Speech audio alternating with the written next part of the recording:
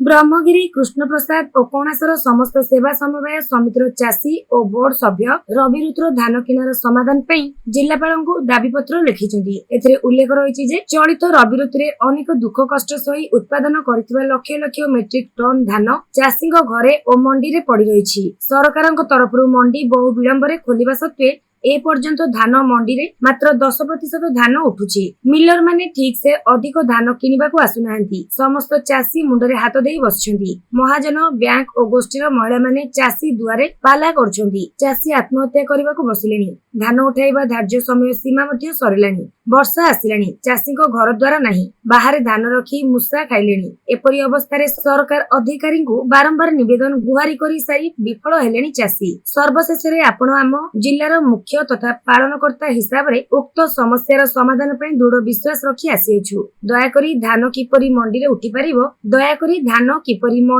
परिबो अधिक मिलर मानकु नियुक्ति करिबा और धान क्रय करिवार समय सीमा वृद्धि करिले चाषी कुल रक्षा होई परिबो। आपण हमकु निराश कले आमे समूह आपणक निकट रे आत्महत्या देबाकू बाध्य हेबो। निवेदन करूछु जे उपरोक्त समस्या को जदि 3 दिन भितर समाधान करा न जाय आमे राजरास्ता बंद करिबा संगे संगे आपणक कार्यालय आगरे आमरण अनशन करने को बाध्य हेबु बोली चाषी माने दाबी करथिले।